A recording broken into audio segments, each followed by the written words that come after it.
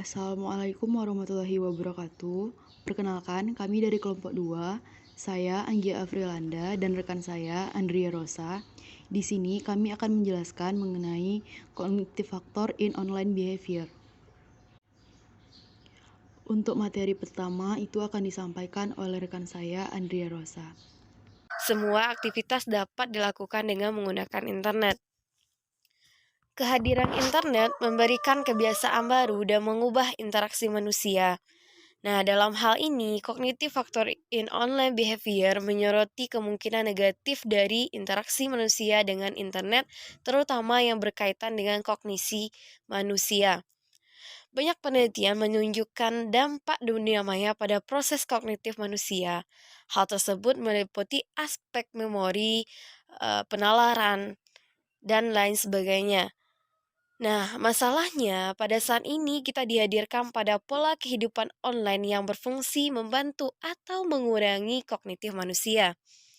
Internet bukan lagi sebagai media penyebaran informasi, tetapi internet sebagai kebutuhan yang tidak dapat dipungkiri untuk saat ini.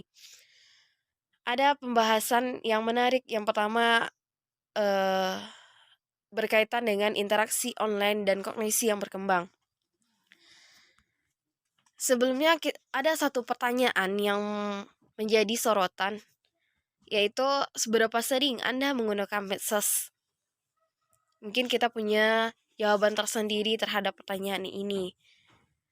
Nah, perlu diketahui bahwa manusia tidak lagi dapat diandalkan untuk mengolah data sehingga mesin mengambil alih fungsi tersebut. Salah satunya ialah komputer. Komputer hanyalah sebuah mesin atau alat yang berfungsi untuk menghitung dan mengolah data atau menyimpan data. Namun, manusialah yang menjadi kepala atau yang mengatur bagaimana mesin tersebut mempelajari dan menghasilkan data yang dibutuhkan.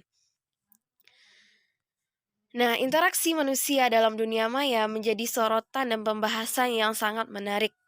Menurut beberapa ahli, terutama Johnson Johnson pada tahun 2008, dia mengatakan bahwa internet berfungsi untuk menghubungkan kita ke seluruh dunia dalam bentuk yang berbeda, yang semuanya dapat berinteraksi dengan kita, dan yang lebih penting, beberapa di antaranya dapat berinteraksi bersama. Artinya, dengan pernyataan dari Johnson di atas, internet memberikan banyak kemudahan terutama ketika manusia berinteraksi dengan lingkungannya atau dengan orang-orang sekitarnya. Dahulu, sebelum kehadiran internet ini, kita dihadapkan dengan interaksi yang terbilang konvensional. Artinya kita tidak bisa berinteraksi dengan jarak jauh tanpa menggunakan media komunikasi. Berbeda hal dengan sekarang, dengan adanya media komunikasi atau internet, kita bisa berinteraksi dengan orang-orang yang jauh. Nah, ketika komputer terhubung dengan internet, ada sesuatu yang akan mulai terjadi dan kognitif manusia akan mengalami peningkatan.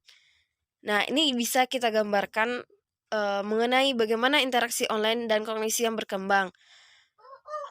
Di sini ada 3 poin yang menjadi acuan kita. Yang pertama adalah konsumen pasif informasi, dan yang kedua adalah konsumen aktif informasi, 3 konektivitas. Maksud dari konsumen pasif informasi adalah ketika manusia mendengar sebuah berita di televisi atau radio, dia bisa melakukan berbagai aktivitas, tetapi hanya aktivitas yang terbatas. Contoh, ketika kita membaca buku atau menonton televisi, kita bisa berteriak di depan televisi, bisa bernyanyi di depan televisi, dan lain sebagainya. Namun, ketika hadirnya internet saat sekarang ini, pola kebiasaan tersebut berubah. Ketika kita bermain game, kita bisa mengirim chat atau mengirim pesan, bisa berkomunikasi, bisa menelpon, dan lain sebagainya. Artinya ada yang membuat interaksi manusia itu berubah dengan begitu cepat. Yang semulanya orang-orang menggunakan kebutuhan komunikasi sebagai konsumen pasif informasi, namun dengan kehadiran internet, manusia bisa berubah atau beranjak pada konsumen aktif informasi. Nah, ini dua poin yang artinya sama-sama memiliki plus minus dalam penggunaan atau orang-orang yang akan melakukannya. Intinya, dua hal ini tergantung pada konektivitas bagaimana seseorang mengakses atau menggunakan internet. Mungkinkah internet meningkatkan cara berpikir kita? Jawabannya iya atau tidak. Untuk mengetahui bagaimana internet meningkatkan cara berpikir manusia, Johnson Johnson pada tahun 2008 menjelaskan bahwa ada perbedaan dalam kemampuan penalaran antara orang-orang yang sering menggunakan internet atau online versus dengan mereka yang jarang menggunakan internet. Hal ini juga diperkuat dengan aspek kognisi yang berkaitan dengan penalaran non-verbal atau juga kecerdasan visual manusia. Artinya, orang-orang yang sering online atau mengakses internet terlalu sering, mereka akan menunjukkan perkembangan kognisi atau cara berpikirnya berbeda dengan orang-orang yang tidak menggunakan internet atau jarang menggunakan internet. Banyak penelitian yang dilakukan oleh ahli, salah satunya adalah Kirshner dan Karpyshyn pada tahun 2010. Dia menjelaskan bahwa ada hubungan orang-orang yang sering mengakses internet terhadap nilai akademik dengan menggunakan situs jaring sosial. Pada hal ini, Kirshner dan Karpyshyn melakukan sebuah penelitian berkaitan dengan salah satu aplikasi yakninya Facebook. Dari hasil penelitian yang dilakukannya, terdapat 3 poin yang menjadi pembahasan cukup menarik. Pertama, orang-orang yang sering mengakses internet atau menggunakan Facebook, dia menunjukkan keterampilan manajemen yang sangat rendah atau rendah. Yang kedua, waktu belajarnya lebih sedikit karena dia sering menggunakan Facebook untuk mengupdate status, membuat perhatian atau mencari sesuatu yang membuatnya senang seperti itu. Yang ketiga, penundaan pekerjaan. Beda hal dengan orang yang jarang atau tidak terlalu sering menggunakan Facebook, dia malah menunjukkan keterampilan manajemen yang begitu baik atau meningkat. Waktu belajarnya sangat bisa dia kontrol, penundaan pekerjaannya tidak sering dia lakukan. Nah, mungkin itulah mengapa internet bisa membuat kita meningkatkan cara berpikir maupun menurunkan cara berpikir kita. Lalu ada lagi pembahasan mengenai perhatian dan internet. Dua kata yang cukup menarik, pertama adalah perhatian dan internet. Perhatian adalah segala sesuatu yang dibutuhkan oleh setiap manusia, dan sedangkan internet adalah media atau alat yang digunakan untuk melakukan aktivitas seperti berbelanja online, mengirim pesan, berkomunikasi, dan lain sebagainya.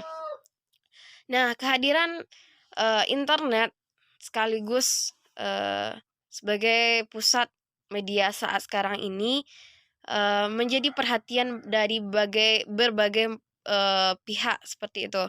Perhatian dan internet memiliki peran dan fungsi sebagai filter dan atau penyaring informasi berita yang beredar.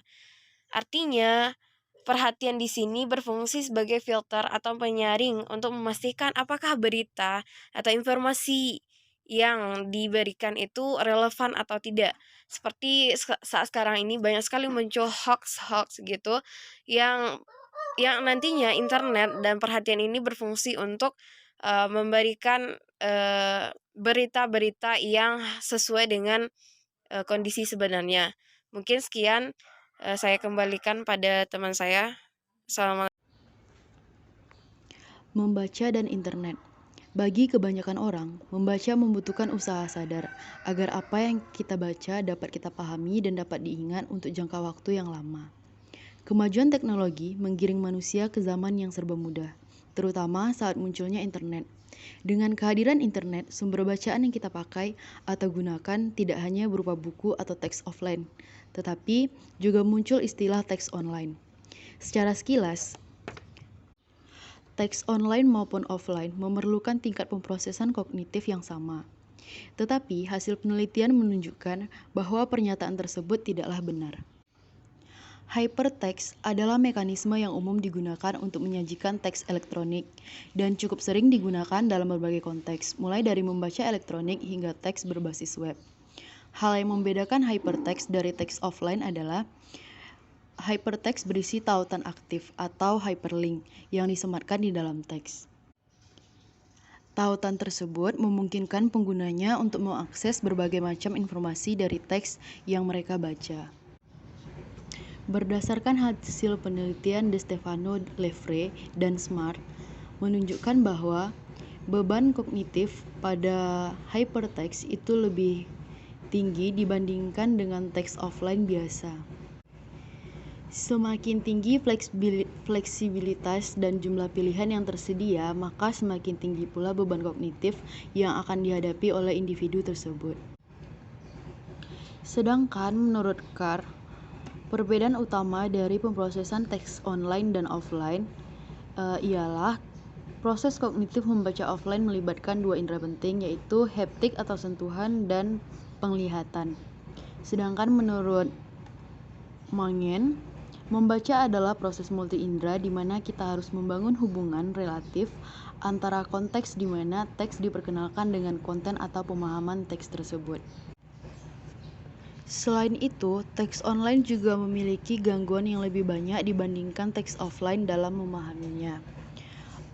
Contohnya saja ketika kita membaca teks online di Google, ketika lagi baca pasti sering tiba-tiba muncul iklan yang mau nggak mau kita akan melihat, dan itu tuh akan mengganggu perhatian kita terhadap apa yang kita baca, sehingga informasi yang kita dapatkan lebih sulit lagi untuk dipahami dibandingkan dengan teks offline. Kalau offline, perhatian kita terfokus kepada tulisan yang kita baca sehingga lebih mudah untuk dipahami.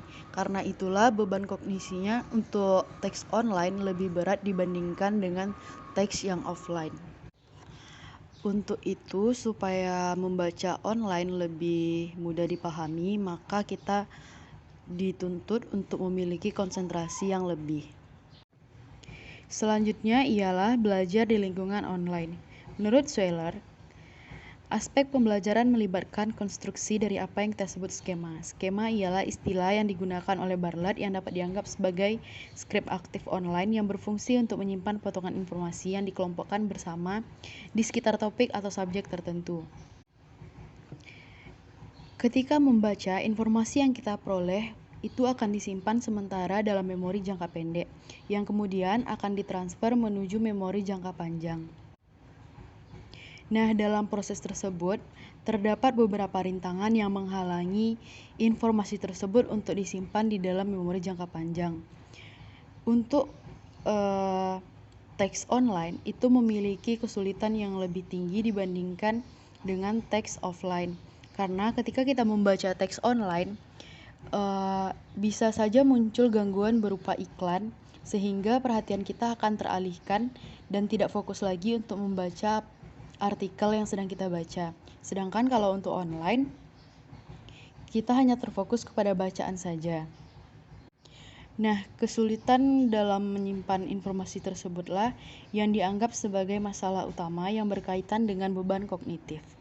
Beban kognitif telah digunakan sebagai ukuran objektif untuk mengeksplorasi seberapa banyak informasi dan materi yang dapat kita hadapi yang kemudian akan ditransfer dari memori jangka pendek menuju memori jangka panjang.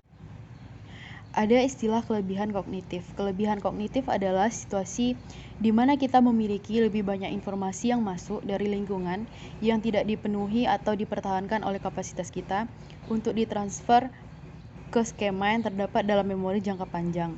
Jika kita memiliki situasi di mana materi hilang, maka kita dapat kembali membaca materi tersebut. Jadi, apa hubungan antara kognisi, internet, dan kita?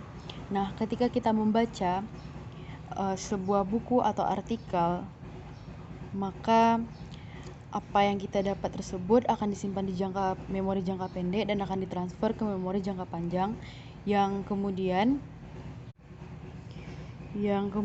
apabila kita tidak mengingat informasi tersebut, maka kita bisa membaca kembali materi tersebut agar dapat mencerna informasinya.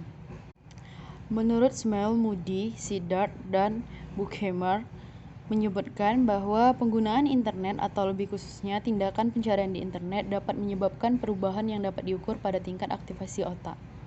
Dalam penelitian tersebut, kedua kelompok yang melakukan berbagai tugas mulai dari membaca teks linier sederhana hingga melakukan pencarian berbasis internet yang lebih mendalam. Hasilnya menunjukkan bahwa pengalaman penggunaan internet berdampak pada aktivasi otak. Dalam hal membaca teks berbasis linier standar, terdapat pola aktivasi yang meningkat di area otak yang terkait dengan pengambilan keputusan dan kemampuan untuk mengintegrasikan aspek informasi kompleks untuk mensintesiskan tujuan dan sasaran.